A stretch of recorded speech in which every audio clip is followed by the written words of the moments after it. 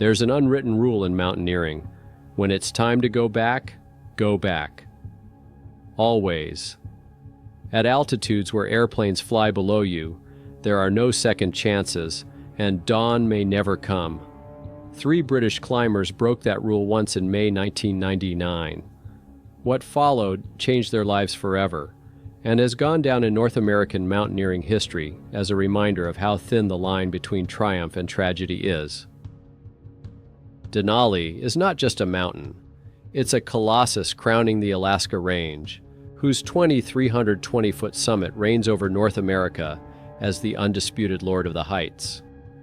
The local Athabascans call it the Great One, a name that has changed from its former name, Mount McKinley, to reflect not only its physical superiority, but also its power over the lives of those who dare to challenge it.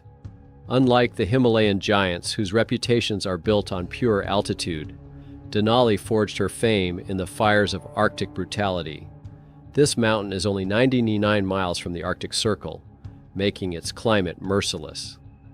Winter temperatures regularly plummet to 49 degrees Celsius, and gale force winds of up to 70 miles per hour make every exposed patch of skin a potential victim of frostbite. Even in summer, at the height of the climbing season, the weather can change in a matter of hours from a balmy calm to a ferocious storm. From the first ascent in 1913 to 2006, Denali has consumed 96 lives. Statistically, that means about 1 out of every 300 climbers who set foot on its slopes did not return. The main killers here are neither avalanches nor falls, but an insidious trio: altitude sickness, hypothermia, and frostbite. In the thin air above 14,000 feet, the human body begins to deteriorate rapidly. Lungs greedy for oxygen, the brain loses clarity, and the body gradually refuses to obey commands. There are several routes to the summit of Denali, but most climbers take the relatively direct route up West Buttress. Only a few venture up the technically difficult West Rib route. While West Buttress is a busy mountain highway with established campsites and beaten paths, West Rib is a lonely trail for a select few. Here, steep ice walls with gradients of up to 50 degrees are replaced by narrow ridges where every step requires absolute concentration. For 3 miles, the route gains an incredible 12,000 feet of elevation. It's almost like climbing a vertical ladder to the sky. It was this route, West Rib, that the British team chose when they arrived in Alaska in May 1999. They could not have known that their ascent would not only test the limits of human endurance, but would also be the starting point for one of the most impressive rescues in Denali history. For Steve Ball, a 42-year-old climber from Skipton, England, the Denali ascent was to be the next pinnacle in his impressive career. Tall, with wrinkles around his eyes from years in the mountain sun, Steve was a classic example of a leader, calm, judicious, and experienced. Denali was a high point for him, a way of proving that even at 42, he could tackle one of the most technically challenging routes in North America. His partner, 33-year-old Anthony Hollingshead, had a physical strength that was the envy of many. With a strong build and an open smile, he was a reliable liaison, someone who could diffuse tense situations and didn't hesitate to take on the heaviest loads. His and Steve's long-standing friendship created a perfect balance. Where Steve planned, Anthony executed. The third participant was 29-year-old Nigel Vardy, for whom Denali represented his first real high-altitude challenge. Slim, with energetic movements, he had the skills for challenging climbs, but had never climbed to such heights before. For him, the expedition was a chance to prove that he was worthy of standing alongside the best British climbers. The idea to conquer Denali was born over dinner at Anthony's house in the winter of 1998. Nigel was discouraged by Steve's sudden suggestion, "How about we go to Alaska next year and climb McKinley?" Before he realized the magnitude of what was about to happen, he had already agreed. The choice of route, West Rib instead of the standard West Buttress, reflected the team's ambition. Not everyone would have chosen a route where steep ice slopes alternate with sharp ridges and deep crevasses. But for this trio, The difficulty was part of the appeal. On May 3, 1999, a small plane descended into the Kahiltna Glacier at 7,200 feet. Steve, Anthony, and Nigel stepped onto the glistening snow, and the vertical abyss of Denali appeared before them for the first time in all its beauty. There were 11 miles of glaciers and crevasses ahead before they reached the foot of the rib itself. The next 17 days merged into one continuous rhythm: climb, set up camp, acclimatize, climb again. They carried 120 pounds of gear each. They hauled 25 days' worth of food, tents, sleeping bags, burners, climbing gear, everything they needed to survive in extreme conditions. The journey from base camp to the foot of West Rib was an ordeal in itself. The Kahiltna Glacier was a maze of hidden crevasses where the team moved in a bundle. By the 10th day of climbing, they had reached an elevation of 14,000 feet. Here, the air contains only 60% of the oxygen of sea level. After 2 days of acclimatization, they moved on to the most technically challenging part of the route. The average gradient here was 45-50 degrees, and the steep ice slopes required safety lines. Steve went first, cutting down the steps. Anthony followed him, and Nigel, impressed by the difficulty of the terrain, carefully adopted their technique. On May 18th, after 17 days of grueling climbing, the team set up an altitude camp at 15,900 feet. The weather report promised relatively calm weather, light winds and light snow on the summit. Steve, always methodical, made a suggestion that would later play a fateful role. Quick up, quick down. Let's leave all the unnecessary gear here and go light. The idea was tempting. Without heavy backpacks, they could move much faster, reach the summit, and return before dark. Besides, the forecast was favorable. That night, Steve noticed redness on Nigel's cheek. "Didn't you put sunscreen on your face today?" he asked anxiously. Nigel admitted that he had forgotten. A small mistake that at this altitude could have serious consequences. "Make sure you put some on tomorrow," Steve insisted. But neither he nor Nigel could have guessed how prophetic that warning would prove to be. The plan was simple: leave at dawn, leaving their tent, sleeping bags, extra food, and a fateful decision: a snow-melting torch. They took with them minimal gear, a few energy bars, and 2 bottles of water each. None of them had set a clear return time, another critical decision. In the excitement of reaching the summit, they overlooked the basic rule of high mountaineering: always know when to turn back, no matter how close the target is. On May 19, 1999, at 8 a.m., 3 Britons began their ascent from 15,900 feet.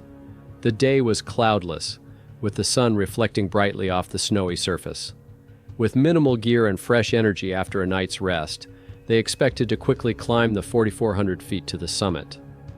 Nigel, contrary to Steve's warning from yesterday, had again forgotten to apply sunscreen to his face, which would soon turn out to be a serious problem. The first few hours of the climb went well, but the speed was much slower than expected. The thin air and steep slopes drained their strength even without heavy backpacks. By 5:30 p.m., they had only climbed to 18,800 feet, where they met independent climber Jack Tuckle, who was descending after an acclimatization outing. Tuckle noted with dismay their slow progress and that they had veered to the right of the optimal route, choosing a steeper and more difficult section. Despite his concerns about the late hour, Steve confidently stated his intention to reach the summit and return, pointing to their light equipment.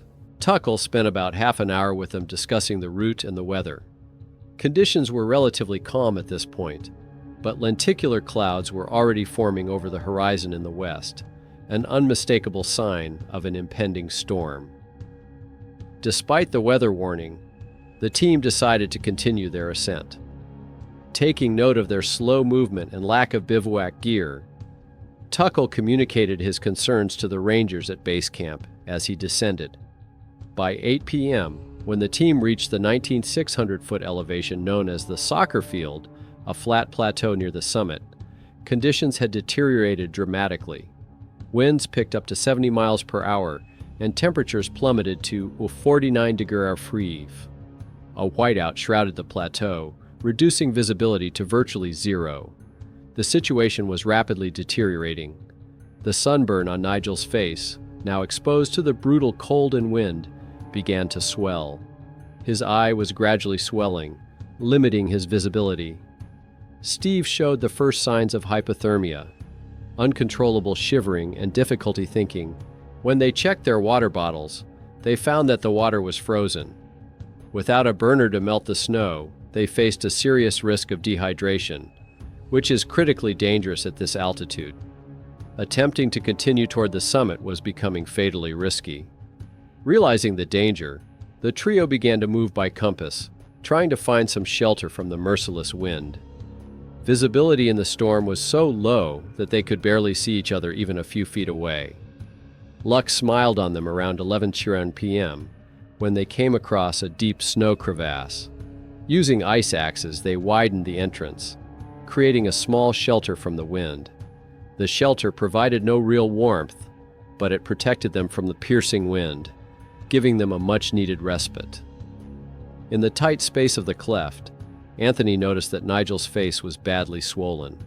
His right eye was almost completely closed, and his cheek had taken on an unnatural bluish hue, indicating severe frostbite.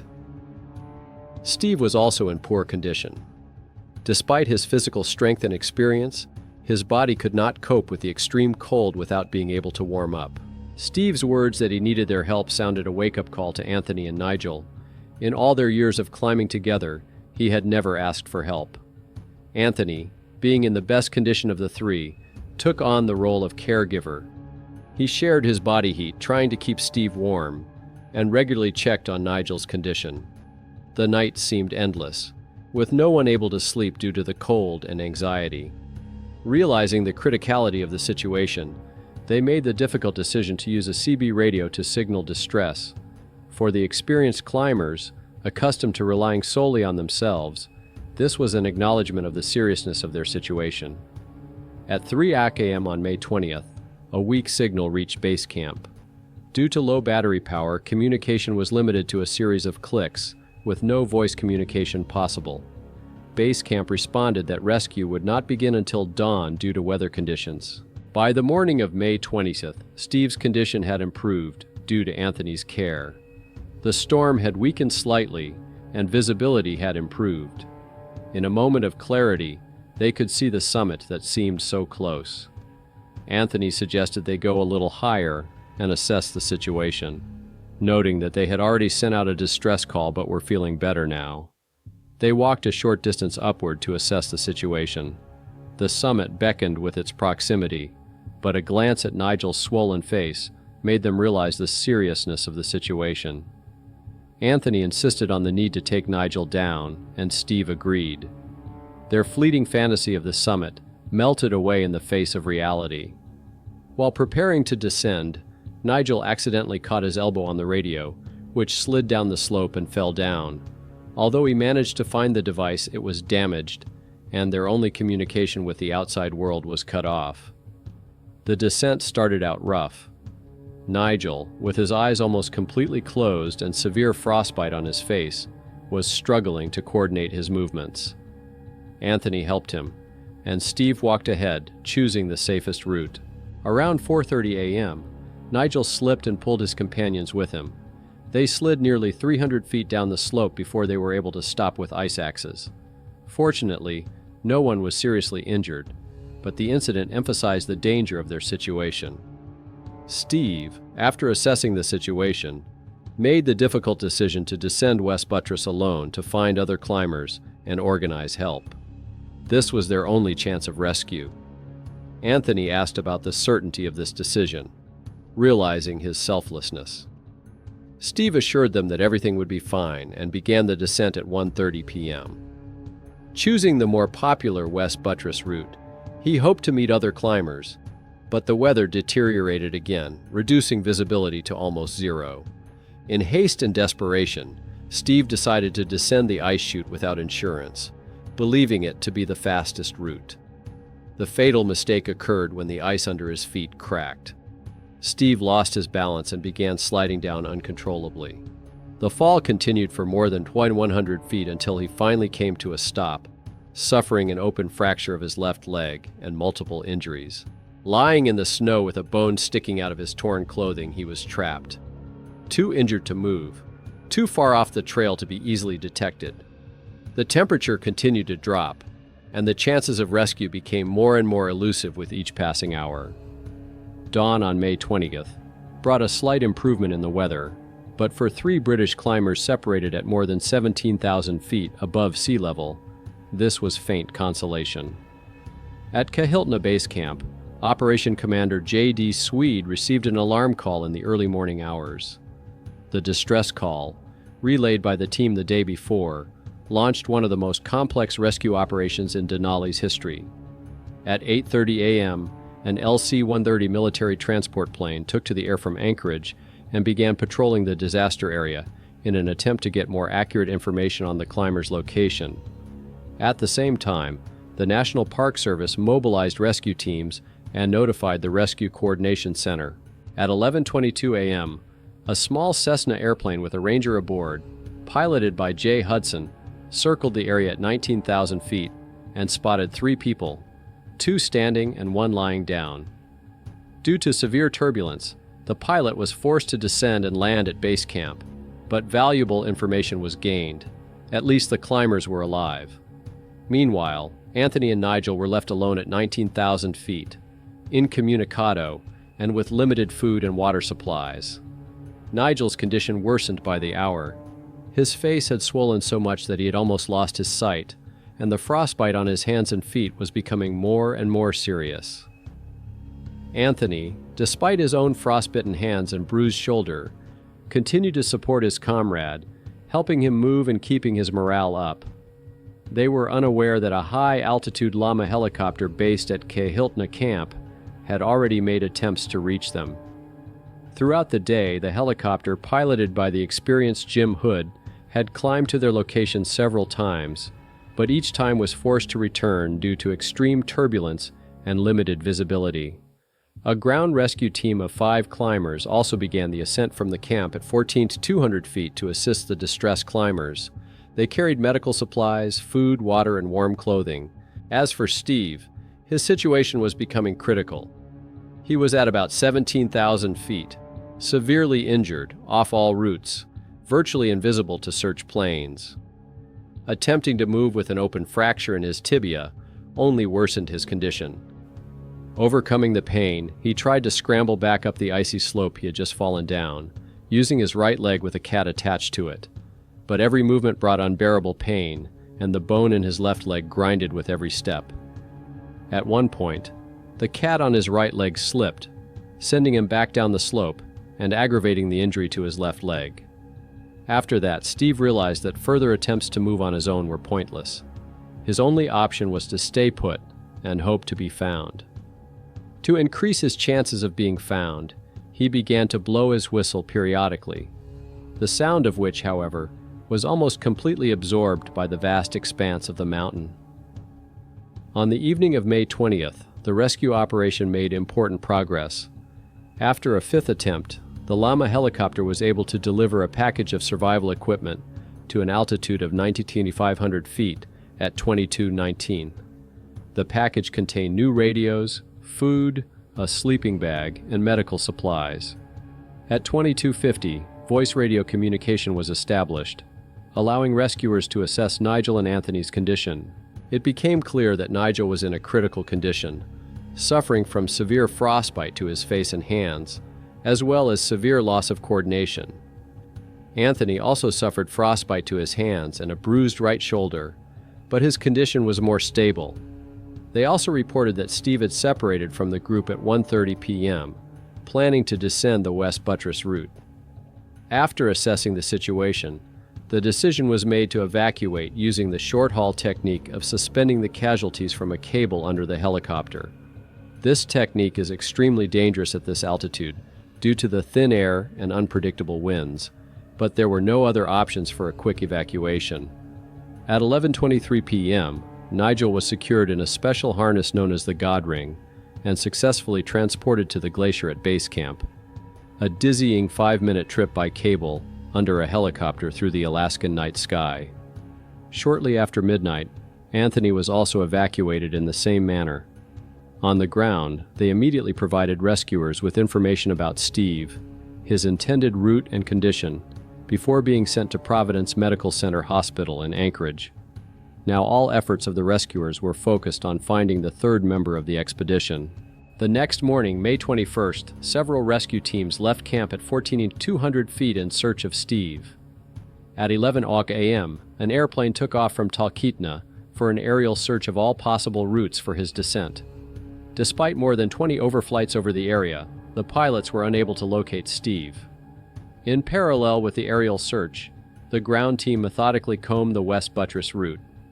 After hours of searching in extreme conditions, they finally located Steve below Denali Pass. To the rescuers' surprise, after spending 15 hours in the cold with an open fracture, he was still conscious, although suffering from severe hypothermia. The team immediately notified base camp, and the Llama helicopter began preparations for another difficult evacuation. The pilot assessed Steve's location as unsuitable for landing and dropped supplies first before returning to base camp to develop a new plan. The decision was made to conduct another short-haul operation. At 5:17 p.m., Steve was safely delivered to base camp, safely secured in a special transportation system known as a Bowman bag. From there, he was immediately sent to the same Anchorage Medical Center where his comrades had been taken earlier. The rescue at 19,500 feet was a North American record and a demonstration of the exceptional skill of the National Park Service pilots and rescuers who worked in the most adverse conditions to the limits of human and equipment capabilities. For the 3 British climbers, the ordeal was just beginning. After 2 weeks of intensive care in Alaska, Steve was sent to the UK, where he was to spend 6 months in hospital, followed by 2 years of rehabilitation. Due to severe frostbite, he had to have all fingers on his left hand and thumb on his right hand amputated, the middle part of the palm of his left hand, his left leg below the knee, and his right foot to the middle. He also suffered minor injuries to his nose. Anthony and Nigel also suffered serious frostbite injuries. Anthony lost 2 fingers and Nigel lost all of his fingers and toes. Nigel also required skin grafts to repair his cheek and nose. Years of physical and psychological rehabilitation changed the 3 climbers, but did not break their spirit. Nigel Vardy, after losing all his fingers and toes, turned his injury into a source of strength, becoming a motivational speaker and author of Once Bitten. His story inspires people around the world, showing that even the toughest challenges can be overcome. I've been able to travel to many different parts of the world after everything that's happened, including the Arctic and the Himalayas.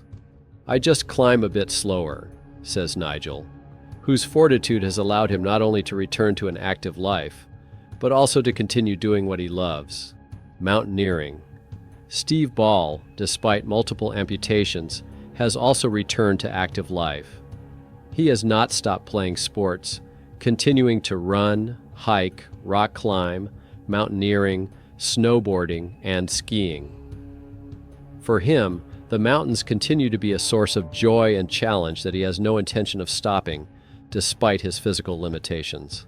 Anthony Hollingshead, who lost 2 fingers, keeps in touch with his expedition mates. Steve asked me if we wanted to come back and try again, and I'd like to think that someday we'll actually organize a new expedition. Maybe all 3 of us, he says, demonstrating an unquenchable spirit of adventure that not even the tragedy on Denali could break. The 1999 incident had an impact not only on the lives of those directly involved, but also on the mountaineering community as a whole. It highlighted the dangers of taking the easy approach to climbing on technically challenging and climatically harsh routes like West Rib. Since the incident, National Park Service rangers have emphasized training for climbers, insisting on full emergency gear, including snow-melting stoves and bivouac equipment, even for day climbs. The record-breaking altitude of the rescue also influenced the development of high-altitude rescue techniques. confirming the effectiveness of llama helicopters and short-haul techniques in extreme conditions. In 2024, 25 years after the tragic ascent, Nigel Vardy returned to Denali with a documentary film crew. The journey was a symbolic completion of the circle. The man who nearly lost his life on the slopes of this mountain returned to face his memories and fears.